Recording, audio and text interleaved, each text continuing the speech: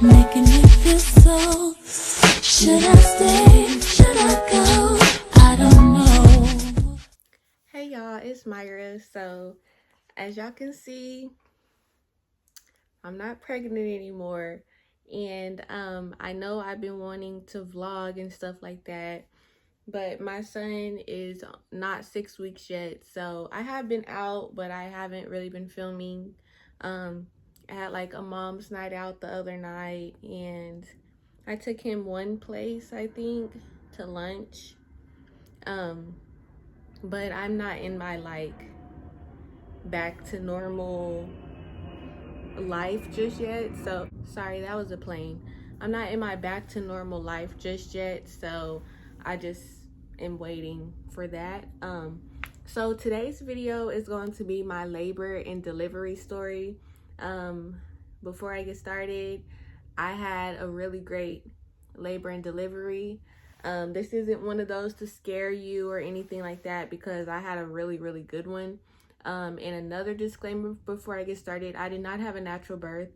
I knew that I didn't want to have a natural birth. I have a low pain tolerance, so I knew going in I was going to have the epidural. If you're anti-epidural or anything like that, this is not the video for you. I know a lot of women have their opinions about the epidural, but I wanted a comfortable birth, and that's what I wanted. If that's not what you did or what you wanted, that's fine, but don't come on my video saying that I'm wrong or just any of your negativity. Hopefully he's not too verbal during this video. He just had a bottle, but he doesn't go to sleep after his bottle, so yeah. He's probably wondering why I'm talking, but this is my baby. I'm not gonna put him just all up in the camera, but yeah. His name is Santo, and he is beautiful. He's beautiful. I think he looks like me, but I don't know. And as y'all can see, also I got my braces off, but I may do a video about that later. So first thing that happened during my labor and delivery, I was still pregnant. I went to the doctor a week prior to me giving birth. And the doctor, checked my cervix, all of that, and he was like, "You're still working?"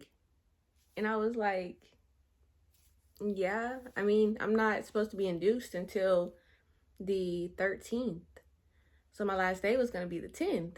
He's like, okay. But I knew the way that he said that I need to stop working. So I was like, can I have a note, and I can start my maternity leave early? He was like, of course. If y'all didn't know, I had gestational diabetes, so I was getting non-stress tests twice a week. So he was like, yeah, with your gestational diabetes, I think it's best we just go ahead and start your maternity leave. I was like, okay. So I gave my job the note. Of course, they were like, oh my God, freaking out and all of that. And she even asked, well, my boss even asked, can you come in at all next week? And I was just like, no, like, I'm obeying doctor's orders. Like, no, I'm not coming in. I'm almost about to have my baby. So, yeah. So that was on like Thursday. So come Monday, the start of my maternity leave, is so crazy. I started having contractions. If I'm looking this way, I have notes so I can stay on track. I started having contractions. They were pretty painful, but they were 10 to 15 minutes apart. So I knew if I went, he's smiling at me. I knew if I went to the hospital, they were going to send me home. So I didn't go. I was like, maybe it's just, I'm not thinking too much of it. Of course, they were very painful, but I was just like, I have to get through it. Sorry. Tuesday, so that was Monday night, and then Tuesday, I was having my contractions like mostly at night. So I was just like, that's kind of weird. So then Tuesday came the next day, and that night they were 10 minutes apart consistently, and they were even more painful. And I was like, oh my God, like I want to go to the hospital, but I know they're going to send me home. You know, they're not close enough together. I read about that. I knew about that. So the hospital is far from where I live. So I knew, don't go up there because you're going to be sent home and it's a waste of time. So then Wednesday comes around and I had a non-stress test that day because I got them twice a week. And I was planning on doing Wednesday and Friday, but I'll get to that. Wednesday, I went to my non-stress test at the hospital, and they checked my cervix, and I was 1 centimeter dilated, but my cervix was about that thick. He said, like, it was pretty thick. So he was like, you're not in labor just yet. Just keep an eye on it.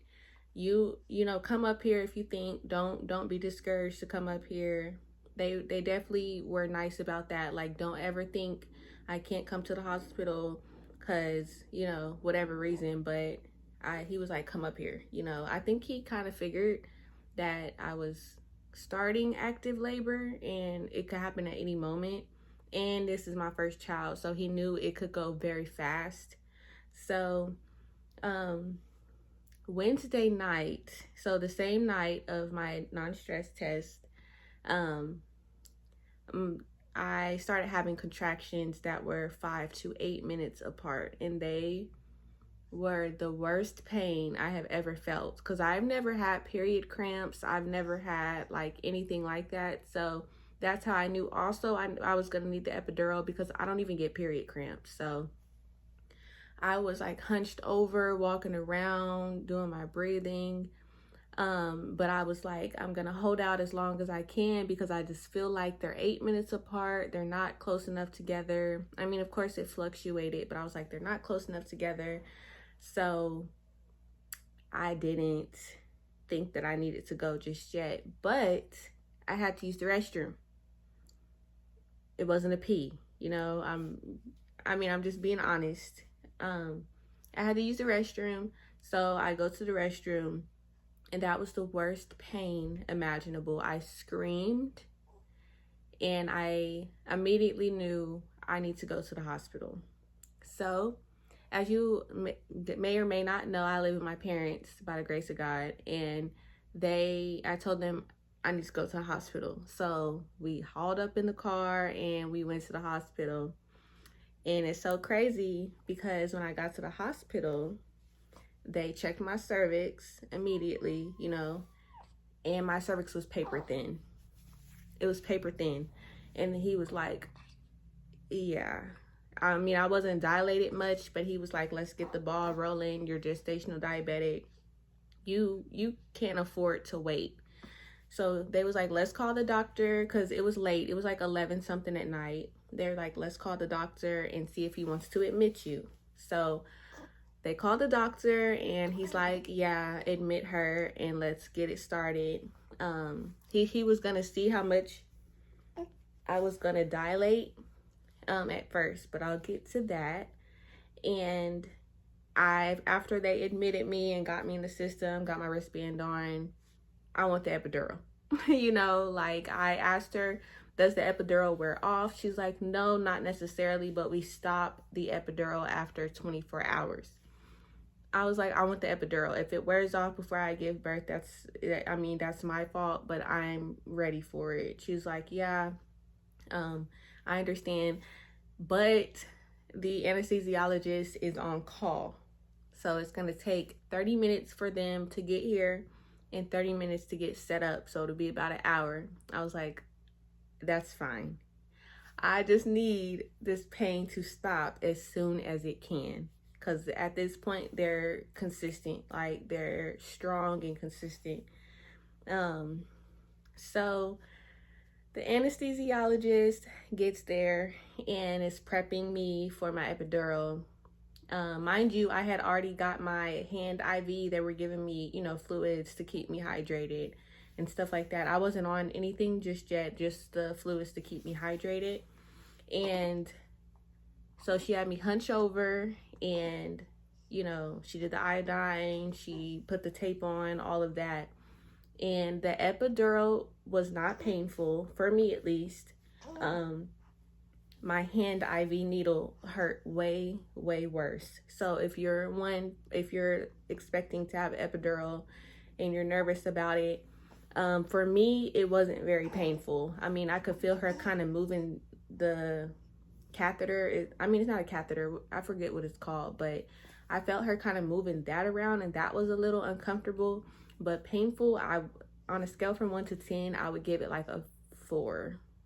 It wasn't very painful. So the epidural started to work after 20 minutes, and I felt great. You know, the epidural doesn't make you high or anything like that. It just takes, you don't feel from your waist down. So my legs, I couldn't feel my legs, and I kept touching them. They felt fat. Like, it just was a crazy feeling, but I'd rather that than to be in there screaming like I almost was, because they were getting to that point. So there was one spot that the epidural, I kept feeling. It was on my left side, around my uterus area. And I was like, oh, you know, it's not working right there. So they turned me on my side to let the medicine kind of travel that way. And then that eventually numbed. So I was completely numb at this point. My cervix was then checked every hour. And by the end of the night, I'd say about 2 a.m. or something like that, I was dilated to a 4. So I didn't get very far. So they called the doctor, and he instructed them to start the Pitocin. And what Pitocin is, it helps your contractions, you know, be more consistent, and it helps you dilate, all of that. It gets your labor started. So he instructed them to start the Pitocin at 4 a.m. So when that time came, of course, I'm just comfortable. I got a little sleep. I was chilling.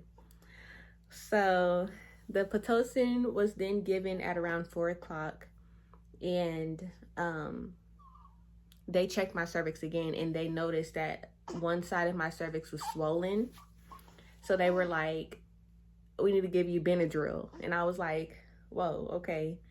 I wasn't against it, anything, you know. I wasn't the one going in like, I don't want no drugs, nothing, and all of that. I trust doctors. I know that's a touchy subject, but I trust, you know, I went to a really, really good doctor, and I had a really, really good staff. So I knew that I was in good hands. They were very sweet, very nice, very, they didn't dismiss my pain. They were very, very, very nice.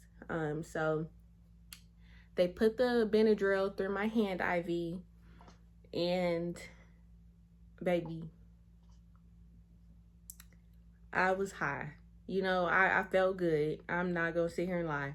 I felt good. I was asleep. I was knocked out. I mean, it felt like, I don't take Benadryl that often. I only take Benadryl when I literally can't sleep. But I was knocked out, and I think he came in there a few times and checked my cervix or whatever he was doing, and I didn't feel none of that. I didn't even remember what happened.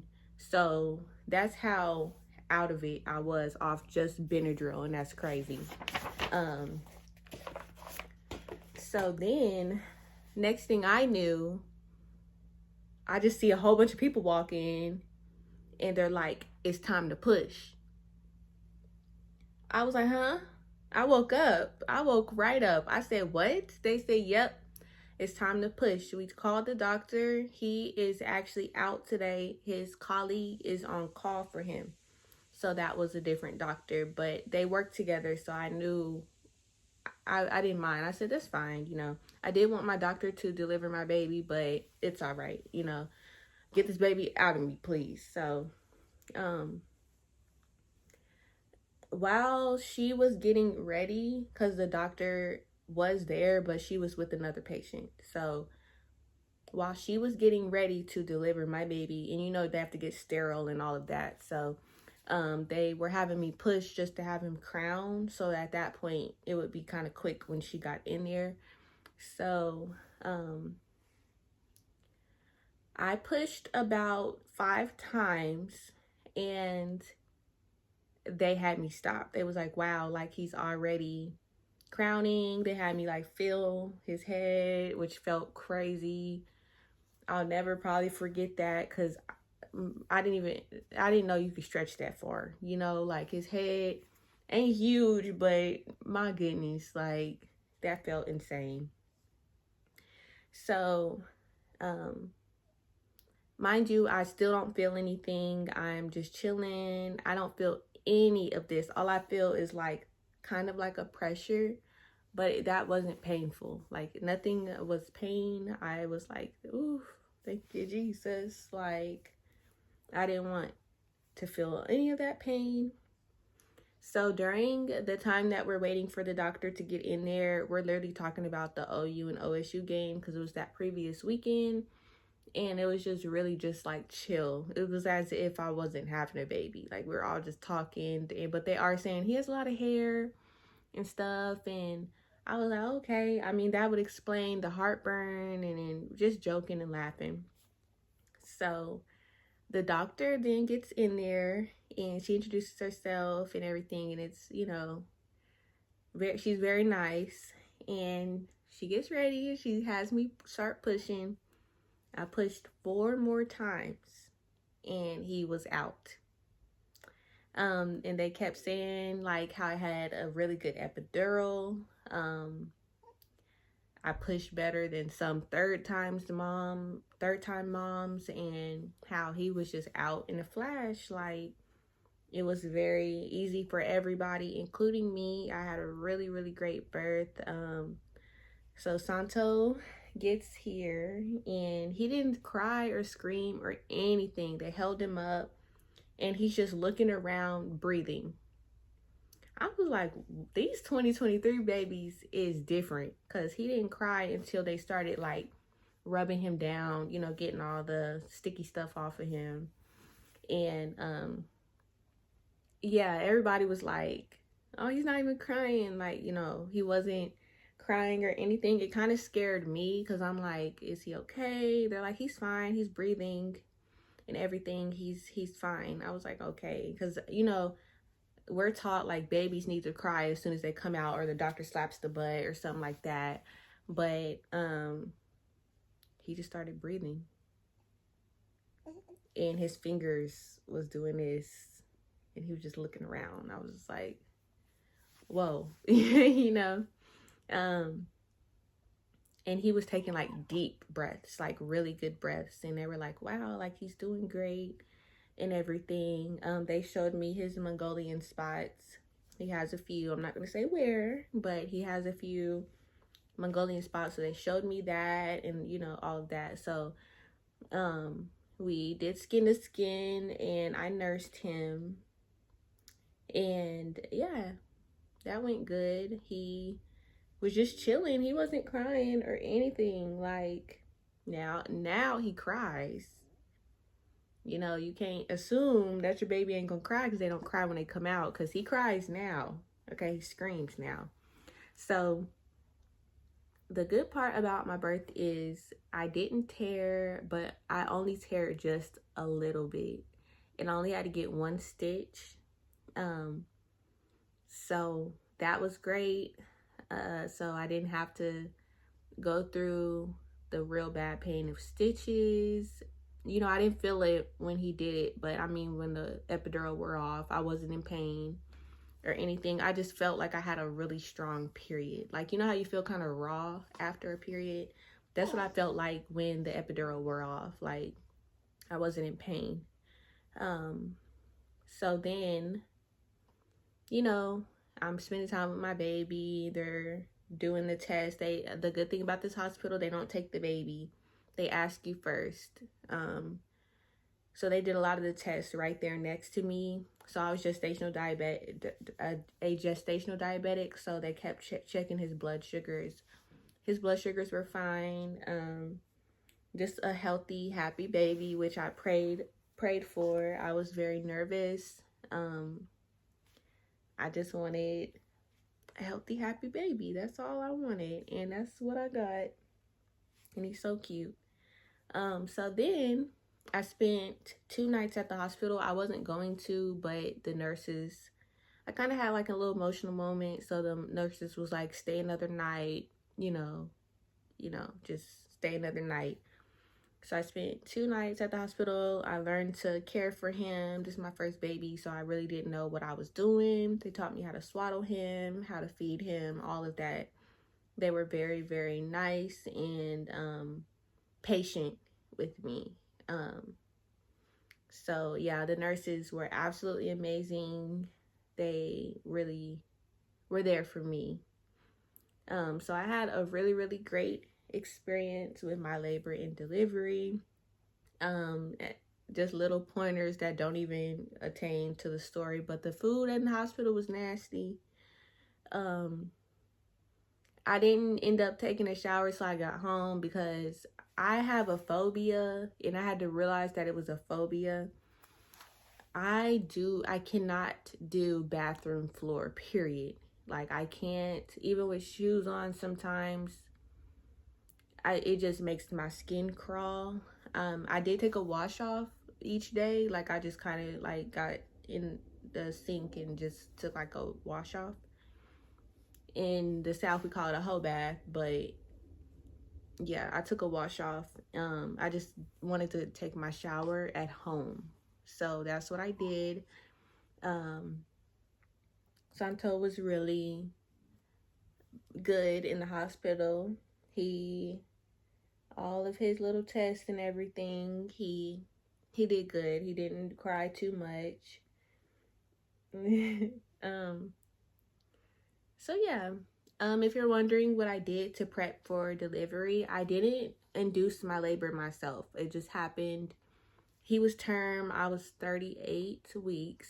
I was supposed to have him on my 39th week induced at the hospital. Like, I had an appointment set up, but he just came on his own. I didn't do anything specific necessarily. The only thing that I did was I did the okra water. And if you don't know, I saw it on TikTok. It just helps you lubricate pretty much for a really smooth delivery. And that's exactly what happened. So I would highly, highly suggest okra water. I like okra, so the taste wasn't too bad for me. But I know people add like lemonade and things to it, so you can't really taste the okra.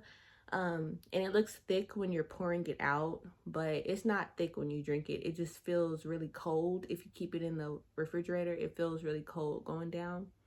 But how I made mine, I didn't get fresh okra because we don't have fresh okra here, and it's really not in season right now, I don't think. Anyways, I'd have to go to like an African store or like, not like just a regular grocery store. You're not gonna find fresh okra. So I got 2 bags of frozen okra at Walmart, and I only used 1 bag because, like I said, I wasn't expecting to have him so early. So I poured the bag of okra into a pitcher and filled it up with water, put it in the refrigerator, and it's ready to drink after 24 hours. So I was drinking that twice a day. I just put it in a mug. It wasn't even a big glass. The mug was probably like this, and I drank that twice a day. I just chugged it. And I think that's why I didn't tear. Like, I didn't tear really bad, and he came out so fast. So if you're looking for tips for that, that's one that I did. I didn't do the raspberry leaf tea. I didn't want to induce him early, but he did come really early. He was term, but I didn't expect that. And then another thing I did subconsciously to prep for delivery is during my contractions, I was practicing my breathing. Like, I was, deep breaths and all of that. I think it's just because it just comes to you naturally, I think, because even pushing came to me naturally. I just knew how to do it, and I knew to breathe and all of that, and they kept saying, like, you're doing great. Oh my goodness, like, you don't even need our help for real. Like, it was really crazy how simple it was. But if you're wondering how much he weighed and all of that, I am not going to share that. That's very sacred to me and my family. I'll tell you his first name. Like I said, his name is Santo.